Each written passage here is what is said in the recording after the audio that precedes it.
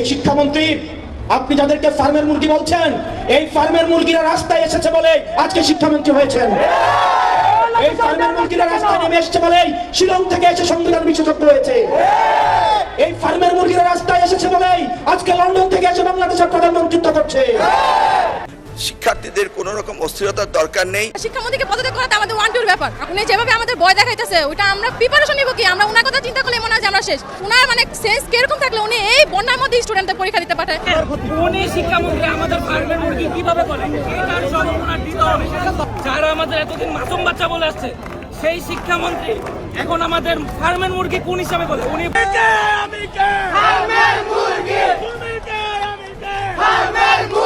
পুলিশের ব্যারিকেড, আর্মির ব্যারিকেড সবকিছু ভাঙ্গা দৌড়াইতেছে পোলাপান। হ্যাঁ, থামাইতে পারবেন? আবার এক দল আইসা ট্যাগ দিতেছে। কি দিতেছে? এরা হচ্ছে শিবিরের, এরা হলো জামাতের, এরা জামাতের। আই ভাই, পোলাপানরাও জামাতের বলবেন, ওই শিবির বলবেন? তাহলে তো বলতে হয় আপনাদের এটা দুর্ভাগ্য। এখন দেশের সবাই শিবির, সবাই জামাত। আপনাদের কথা অনুযায়ী এই ছাত্ররা যদি সবাই শিবির হয়, জামাত হয়, হ্যাঁ ভাই সুপার, অসুবিধা কি? আরো বলেন, আরো বেশি করে বলতে থাকেন। আপনি যে শিক্ষার্থীদেরকে ফার্মের মুরগি বলতেছেন না, ওই সেই শিক্ষার্থীরাই আপনাদেরকে সংসদে বসিয়েছে। আপনি যে শিক্ষার্থীদেরকে ফার্মের মুরগি বলে আখ্যায়িত করছেন, ওই সেই শিক্ষার্থীরাই আপনাকে শিক্ষামন্ত্রী বানিয়েছে। আপনি যেই শিক্ষার্থীদেরকে ফার্মের মুরগি বলতেছেন, ওই সেই শিক্ষার্থীরাই আজকে এই সংসদে আপনাদেরকে বসার মতন সুযোগ করে দিয়েছে। শিক্ষার্থীদের তুমুল আন্দোলনের মুখে শিক্ষামন্ত্রী, ফারাকেষ্ট শিক্ষামন্ত্রী আনামা ইহসানুল হক মিলন কার্যত পিছু হতে বাধ্য হয়েছে। অলরেডি তিনি শিক্ষার্থীদের কাছে দুঃখ প্রকাশ করেছেন। দ্যাট মিনস ক্ষমা চেয়েছে। একটা কথা বলতে গেলে অবশ্যই হিসাব নিকাশ করে বলতে হয়।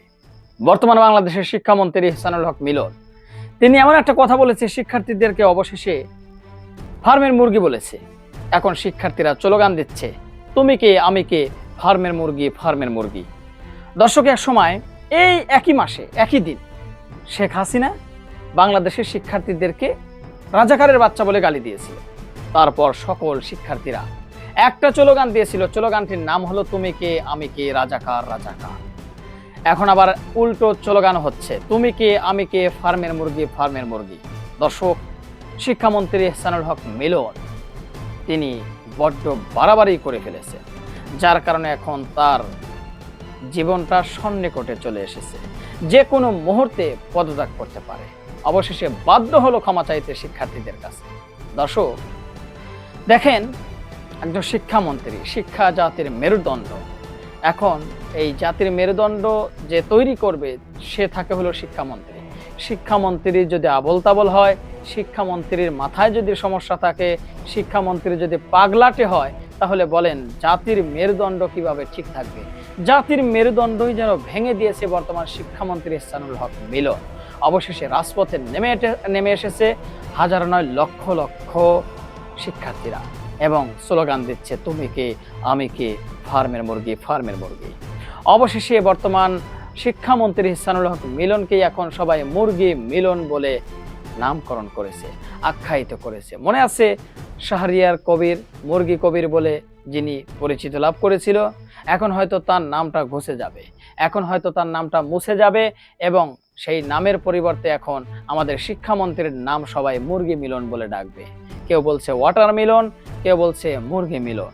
দর্শক, জনগণের মুখে তো আর আটকানো যায় না, জনগণকে তো আর থামানো যায় না। দেখেন, যেই শিক্ষার্থীদের কারণে, যেই শিক্ষার্থীদের আন্দোলনের কারণে, যেই শিক্ষার্থীদের রক্তের বিনিময়ে, যেই শিক্ষার্থীদের ত্যাগের বিনিময়ে বর্তমানে যেই শিক্ষামন্ত্রী রয়েছে তিনি শিক্ষামন্ত্রী হয়েছে, বর্তমানে যিনি স্বরাষ্ট্রমন্ত্রী রয়েছে তিনি স্বরাষ্ট্রমন্ত্রী হয়েছে, বর্তমানে যিনি প্রধানমন্ত্রী রয়েছে তিনি প্রধানমন্ত্রী হয়েছে শুধুমাত্র এই শিক্ষার্থীদের আন্দোলনের কারণে।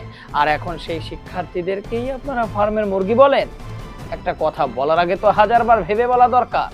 একটা কথা বলার আগে হাজারবার ভেবে বলা দরকার। একবার দুইবার নয়, শতবার নয়, হাজারবার ভেবে বলা দরকার।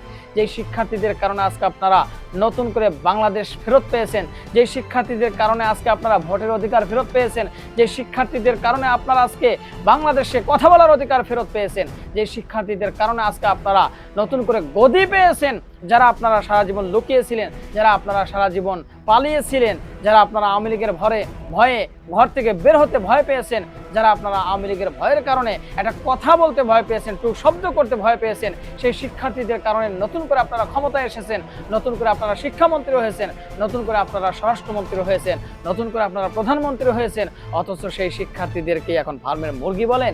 কথাটা কি ভেবে বলা দরকার ছিল না? যে এই কথাটা যদি আমি বলি, কথাটা কত দূর যেতে পারে, পানিটা কত দূর গড়াতে পারে? অবশেষে যেই কথা সেই কাম। অবশেষে আবারও রাজপথে নেমে এসেছে সেই শিক্ষার্থীরা। যেই রাজপথে নামার কারণে শেখ হাসিনার মতো এত বড় স্বৈরাচারী ক্ষমতাসীন একজন প্রধানমন্ত্রী বাংলাদেশ থেকে কুকুরের মতো লেজ গুটিয়ে পালাতে বাধ্য হয়েছিল, সেই শিক্ষার্থীদেরকে আবারও উস্কিয়ে দিয়ে হয়েছে, সেই শিক্ষার্থীদেরকে আবারও খেপিয়ে দেওয়া হয়েছে, যার কারণে এখন কঠিন বিপদের মুখে পড়েছে বর্তমান শিক্ষামন্ত্রী। দর্শক, অনেকেই বলছে শিক্ষামন্ত্রীর পদত্যাগ চাই, অনেকেই বলতে প্রত্যেকটা শিক্ষার্থীরা একই কথা বলছে, শিক্ষামন্ত্রীর পদত্যাগ চাই।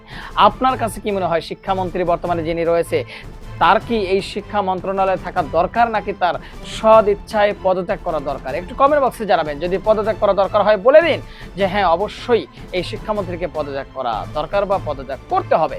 আর যদি বলেন না এই শিক্ষামন্ত্রীকে আর একটা চান্স দেওয়া দরকার, তাইলে সেটা কমেন্ট বক্সে জানিয়ে দিন। যাই হোক দর্শক, কথা বাড়াবো না, মূল নিউজে চলে যাবো। তার আগে বলবো যারা এখন পর্যন্ত আমাদের চ্যানেলটি সাবস্ক্রাইব করেন প্রতিনিয়ত এ ধরনের আপডেট গরম গরম খবর পেতে চ্যানেলটি সাবস্ক্রাইব করবেন যারা করেছেন, ধন্যবাদ। চলুন একটা লাইক দিয়ে আমরা মূল নিউজে চলে যাই। ওই ফার্মের মুরগি মাননীয় শিক্ষামন্ত্রী বলেছেন যে তিনি তার মেয়েকে বলেছেন যে এখনকার বৃষ্টি বাদলে ভিজলে যে একটু ব্রয়লার মুরগির মতো উনি ওনার মেয়েকে বলেছেন, এটা উনি বলেছেন। এখন শিক্ষার্থীরা হয়তো এই কথা থেকে বিভ্রান্ত হচ্ছে বলে আমাদের মনে হয়েছে।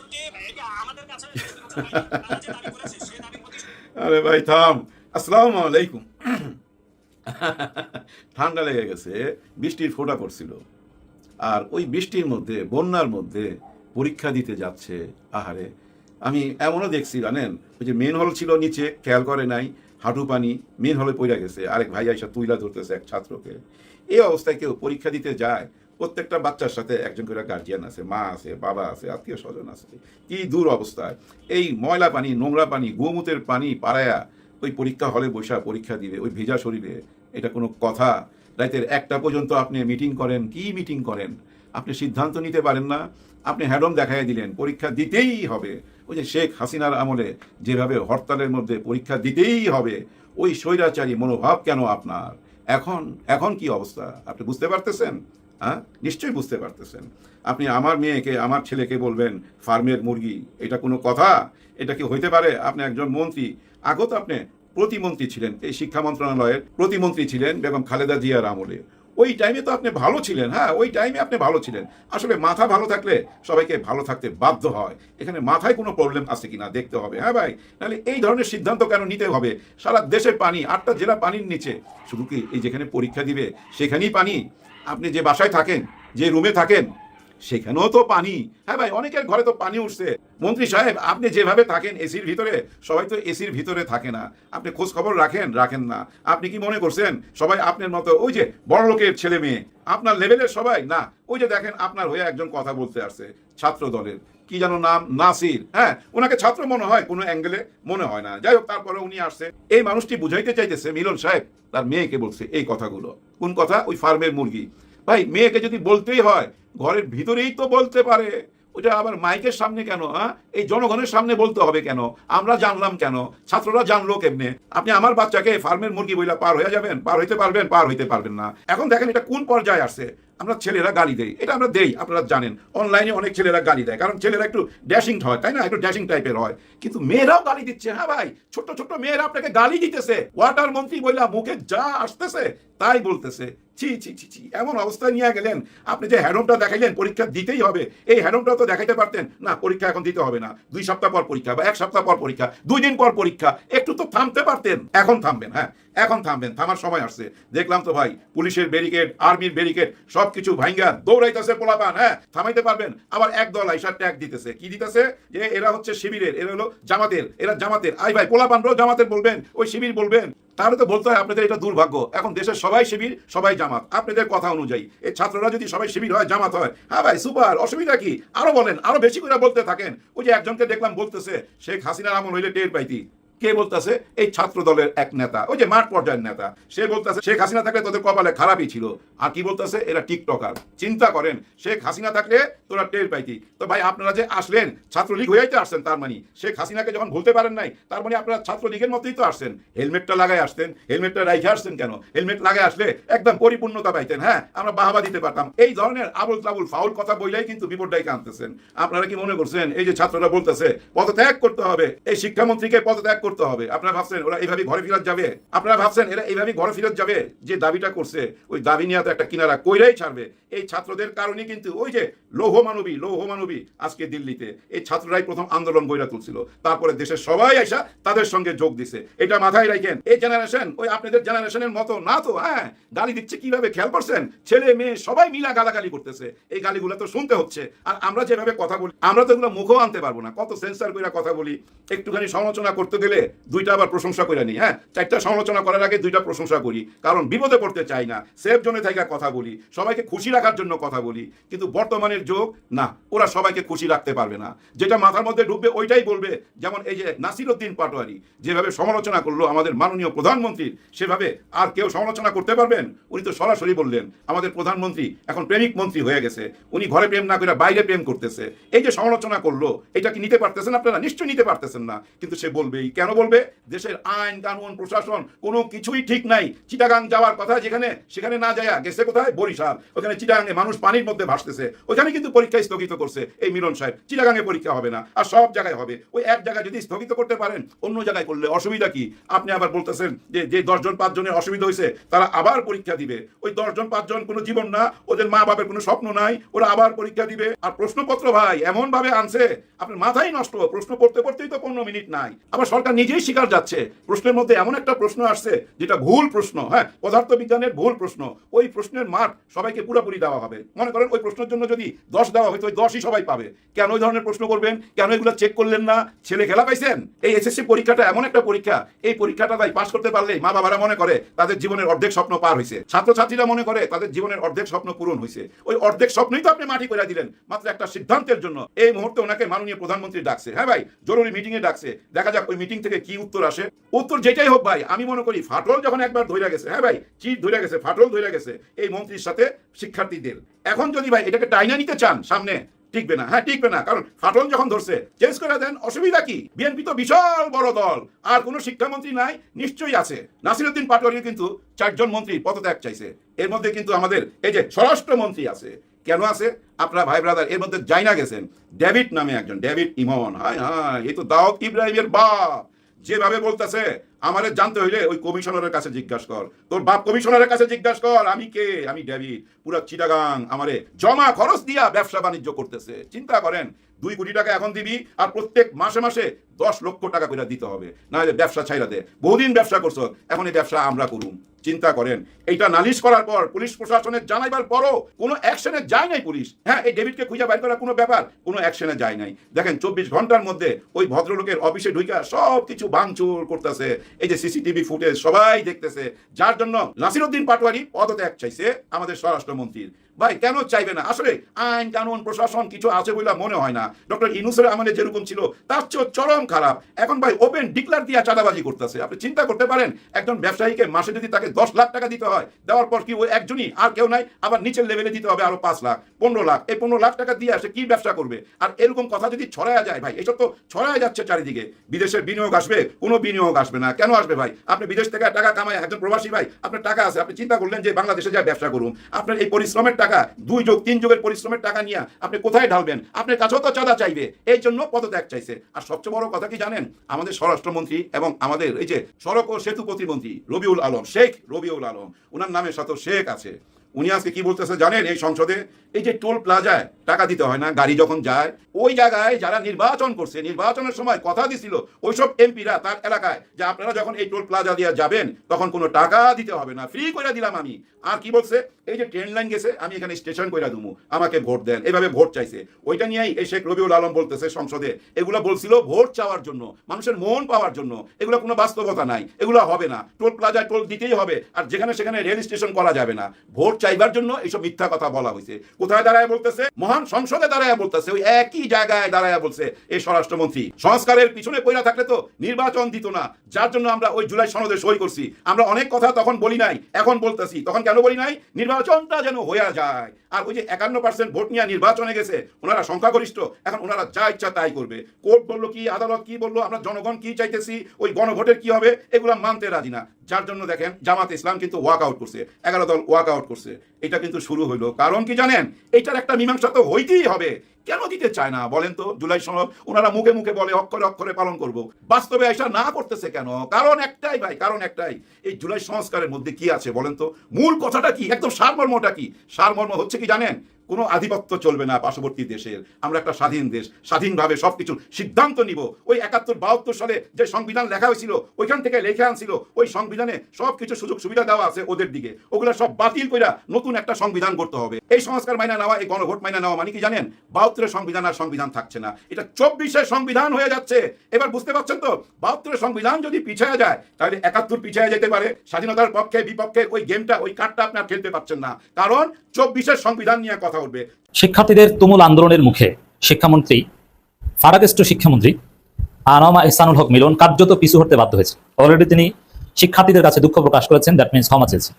এবং শিক্ষার্থীরা যে জন্য আন্দোলন করছে, যে দাবিতে, সেই দাবি ঘুরিয়ে পেঁচিয়ে হলেও, জল ঘোলা করে হলেও সেটা মেনে নিয়েছে কার্যত। এখন শিক্ষামন্ত্রী পদত্যাগের যে দাবি, এটাও কিন্তু আসলে যা ঘটেছে সোফার, এটা পদত্যাগের চাইতে বেশি কিছু হয়ে গেছে।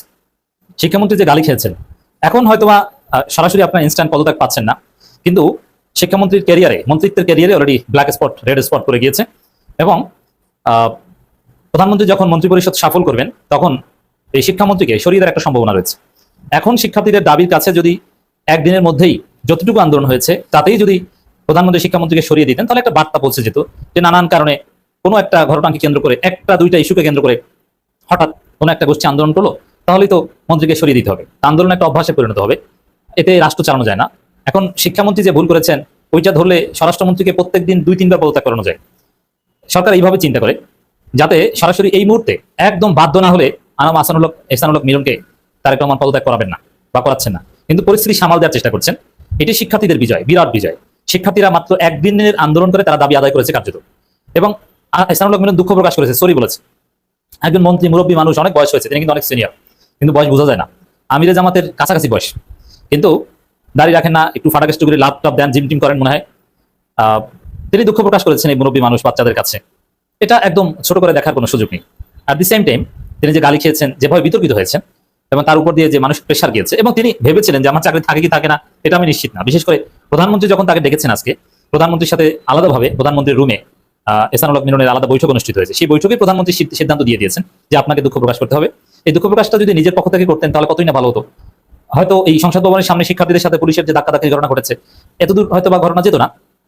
তিনি সংসদে আজকে বেশ কয়েকবার বক্তব্য দেওয়ার সুযোগ পেয়েছেন, প্রশ্নোত্তর দেওয়ার সুযোগ পেয়েছেন, কিন্তু তিনি সেখানে ক্ষমা চাওয়ার সুযোগ না নিয়ে তিনি ঘাটতারামি করেছেন। তার একটা ইগো আছে, এই ইগোর ফল তাকে পেতে হবে। বিএনপিরই একটা গ্রুপ তার এর ফল ভোগ করাবে। এখানে তিনি বলার চেষ্টা করেছেন, প্রথমে সারাক্ষণ পেঁচিয়েছেন যে এই ডিসি ইউএনও অমুক, আর ডিসি ইউএনও লাগে, আমাদেরকে কি ধুনো বোঝান? আপনি পরীক্ষা স্থগিত করবেন, মন্ত্রী সিদ্ধান্ত দিলে সাথে সাথে কিসের ডিসি ইউএনও? আপনি দেখেন না সারা বাংলাদেশে কি অবস্থা, পরিস্থিতি, এবং শিক্ষার্থীদের দাবি, ছাত্র সংগঠনগুলোর দাবি, এগুলোতে তোয়াক্কা করেন না, নিজের মতো চলতে চান। গণতান্ত্রিক মানসিকতা নেই বলেই তো আপনি শিক্ষার্থীদের দাবি, ছাত্র সংগঠনগুলোর দাবির দিকে তাকান নেই, আপনি ডিসিএসপির দিকে তাকিয়েছেন। ডিসিএসপি ইউএনও এরা কি করতে পারে? আপনি পরীক্ষা স্থগিত করলে স্থগিত, তারা তো সামনে নাও তা না, শুনবে এবং মানবে। নানান এক্সকিউজ দেখিয়েছেন এবং ভুলভাল তথ্য দিয়েছেন যে না, এই কোনো সমস্যা হয় নাই, শুধু কুমিল্লায় এক জায়গায় সমস্যা হয়েছে, অমুক তমুক ইত্যাদি ইত্যাদি। আমার এসে এক পর্যায়ে বললেন যে প্রশ্নে যে ভুল, এই ভুল আমরা করিনি, এটা অন্তর্বর্তীকালীন সরকার করেছে। মানে সেই জুনায়েদ আহমেদ পলকের মতো, ইন্টারনেট আমরা বন্ধ করিনি, ইন্টারনেট এমনি এমনি বন্ধ হয়ে গেছে। তো এরকম তো ভুল আমাদের এই সরকার করেনি, আগের সরকার ভুল করেছে। এটা পাগলও বিশ্বাস করেন, এটা মিথ্যাচার। এবছরের প্রশ্ন এবছর করা হয়েছে, এবছরের প্রশ্ন আগের সরকার করেনি। এবং প্রশ্নমালা তৈরি, এটা টেস্ট পরীক্ষার পর, ফর্ম ফিল আপের পর, এটা আমরা জানি কিভাবে শিক্ষকদের কাছ থেকে প্রশ্ন নেওয়া হয়। এটা একটা চাপাবাজি। তো এরকম নানান চাপাবাজি করে পার পেলেন না। প্রধানমন্ত্রীর নির্দেশে তিনি দুঃখ প্রকাশ করেছেন, এটা জানতে হবে। দুঃখ প্রকাশটা তিনি নিজের পক্ষ থেকে করেনি, প্রধানমন্ত্রীর নির্দেশে প্রধানমন্ত্রীর সাথে জরুরি মিটিং এর পর দুঃখ প্রকাশ করেছেন। এবং শিক্ষার্থীদের যে অন্যতম একটা দাবি ছিল যে গতকাল যে পরীক্ষাটা বৃষ্টিতে ভিজে, ফিজিক্স পরীক্ষা, এটা নিয়ে জোরালো আপত্তি ছিল। সেটার একটা শুরু হয়ে এসেছে, যদি চূড়ান্ত প্রজ্ঞাপন জারি হতে সময় লাগবে, যে ওই পরীক্ষাটা নতুন ভাবে নেয়। প্রায় 19,000 পরীক্ষার্থী এই বৃষ্টির দিন পরীক্ষা দিতে যাননি। অতএব যারা পরীক্ষা মিস করেছেন, কিংবা যারা পরীক্ষা দিয়েছেন বৃষ্টির কারণে ভিজা শরীরে পরীক্ষা দিয়েছেন, তারা পরীক্ষা দিতে পারেনি, এদের ওই পরীক্ষাটা আবার নেওয়া হবে। এটা শিক্ষার্থীদের একটা বড় বিজয়, যে শিক্ষার্থীদের কয়েক ঘন্টার আন্দোলনেই এই দাবিগুলো আদায় হয়েছে। এবং তার চাইতে বড় বিষয়, সরকার ভয় পেয়েছে, একদম প্রধানমন্ত্রীর কলিজা কাঁপন ধরেছে, এবং ছাত্রদলের মাথা খারাপ হয়ে গেছে। ছাত্রদল বারবার দুঃখ প্রকাশ করে, ভুয়ো স্লোগান দিয়েছে। ছাত্রদলে কেউ সন্ত্রাসী আচরণ করেছে, কিন্তু ওভারঅল আওয়ামী লীগের লোকজন বিভিন্ন গুজব ছড়িয়েছে ছাত্রদলের নামে, যে ছাত্রদল এই করেছে সেই করেছে। ছাত্রদল এই গুজবে খুব ভয় পেয়েছে। এই ভয়টা আমরা পজিটিভলি দেখছি। ছাত্রদল বলছে যে না, আমরা এটা বলিনি সেটা বলিনি। ছাত্রদলের এক নেতা তারই নিজ দলের এক কর্মীর টুটি চেপে ধরেছিলেন, তো তো ওইটাকে আওয়ামী লীগের পেজগুলো প্রচার করেছে যে শিক্ষার্থীদের গলা চেপে ধরেছে। ওইখানে আবার সাথে সাথে তারা কেন্দ্রীয় পেজে সংশোধনে দিয়েছে, না না না না, এটা নিজ কর্মীর টুটি চেপে ধরেছেন, শিক্ষার্থী না। তো নিজ কর্মী কি শিক্ষার্থী না? অথবা নিজ কর্মী টুটি চেপে ধরবেন কেন? ফাজলামি। এটা একটা বল। তারপরও মানে শিক্ষার্থীরা রাগ হয়, ক্ষোভ হয়, এরকম কিছু বলতে সাহস পায়নি। সরাসরি শিবির ট্যাগ দেওয়ার সুযোগ পায়। যদি শিবির ট্যাগ দিলে এটা আরো পজিটিভ, এখন আর শিবির ট্যাগের নেগেটিভ দিক নেই। যদিও কিছু ছাত্রী চেষ্টা করেছে এই আন্দোলনকে ফ্রেমিং করার, কিন্তু লাভ হয়নি। এই আন্দোলনের কাছে তারেক রহমান নিজে নতি স্বীকার করেছেন, এটাই হচ্ছে সত্য কথা। তাতে সারা দিন আন্দোলনের বিরুদ্ধে অপপ্রচার চালিয়ে কি লাভ হলো? তবে হ্যাঁ, এই জায়গায় আমরা বলতে চাই যে আওয়ামী লীগ যে সুবিধা নেওয়ার চেষ্টা করেছে, এই যে 5 জন নিহত, অমুক জন নিহত, এরকম অনেক আওয়ামী নিউজ আমরা দেখেছি, সেগুলোর বিরুদ্ধে আমাদের অবস্থান ছিল। তো দর্শক, শিক্ষামন্ত্রী তার রগ একটু বাঁকা, আমার ক্লোজ ঘনিষ্ঠ লোক, তো আমি জানি তার রগ একটু বাঁকা। তিনি শিক্ষার্থীদেরকে ফার্মের মুরগি বলেছেন, তিনি দুঃখ প্রকাশ করবেন, কিন্তু পেঁচানোর দরকারটা কি? যে আমি উদ্দেশ্যপ্রণোদিতভাবে কাউকে কিছু বলিনি, তারপরও যদি কেউ মানে ভুলটা স্বীকার করতে চান, আরে ভাই আমি আমার মন্তব্যের জন্য দুঃখ প্রকাশ করেছি, জাস্ট এতটুকু বললে হয় কি? যেভাবে নয়, এই যে যেহেতু একটু ঘাড়ে সমস্যা আছে, তো দুঃখ প্রকাশ করেছেন, ঘুরিয়ে পেঁচিয়ে হলো। আমাদের কাছে মূল নিউজ এইটি যে শিক্ষামন্ত্রী ক্ষমা প্রার্থনা করেছেন। তা আমি মনে করি যে শিক্ষামন্ত্রী নাতনি তুল্য, সন্তান তুল্য না, নাতি তুল্য শিক্ষার্থীদের উচিত শিক্ষামন্ত্রীকে ক্ষমা করে দেওয়া। আর পদত্যাগের যে বিষয়টা, এটা প্রধানমন্ত্রী যখন মন্ত্রী পরিষদ সফল করবেন তখন তিনি দেখবেন। আমার কাছে একটা তথ্য আছে, বিএনপির একটা অংশ তারা এহসানুল হক মিলনকে চায় না, এবং এখানে এই যে এহসানুল হক মিলনের ফাটাকেষ্টুরির কারণে পুরো বিএনপি সরকার একটা নড়বড়ে অবস্থা। ছাত্রদল তো কার্যত ফেসে গেছে, গালি খেয়েছে, এবং দিনভর ছাত্রদল ভিলেন হয়েছে, এবং আন্দোলনটা করেছে সাধারণ শিক্ষার্থীরা, কিন্তু সারাদিন শিক্ষার্থীদের গালি খেয়েছে, অপমানিত হয়েছে, লাঞ্ছিত হয়েছে ছাত্রদল। ছাত্রদল কোনো আন্দোলন শিক্ষার্থীদের বা পাবলিক গ্যাদারিং এ এদেরকে পাঠানো উচিত না, এরা পরিবেশ নষ্ট করে। এটা এইভাবে ওরা ফেসে গেছে। আর বিএনপি একটা ফাঁদের মধ্যে আছে। এই এহসানুল হক মিলন তিনি কিন্তু ওই যে মাসুদ করিম আছে না, ভুয়া সিআই এর এজেন্ট, মনে আছে? ধরা পড়েছে, এখন সম্ভবত জেলে, ওই গঙের লোক। এবং এই কারণে কিন্তু একবার এহসানুল হক মিলনকে অন্তর্বর্তীকালীন সরকার বিমানবন্দরে আটকে দিয়েছিল যে বিদেশ যেতে দিবে না, মনে আছে? তো এই বিদেশি গোয়েন্দা সংস্থার এজেন্ট আমার শ্রদ্ধেয় মিলন ভাই, তার জন্য বিএনপি নিজেরাই একটা ফাঁদের মধ্যে আছে। দর্শক, আশা করি পুরো ভিডিওটি এবার আপনারা ভিডিওটি দেখেছেন। এবার অবশ্যই আপনাদের মূল্যবান মতামত কমেন্ট বক্সে জানিয়ে দিন। পারলে ভিডিওটি শেয়ার করে সবাই দেখার সুযোগ করে দিন। আর আমাদের চ্যানেলে নতুন হলে সাবস্ক্রাইব করুন, যারা করেছেন ধন্যবাদ। তো ভালো থাকবেন, দেখা হচ্ছে নতুন একটা ভিডিওতে। আজকের মতো ছিল এ পর্যন্তই। আল্লাহ হাফেজ।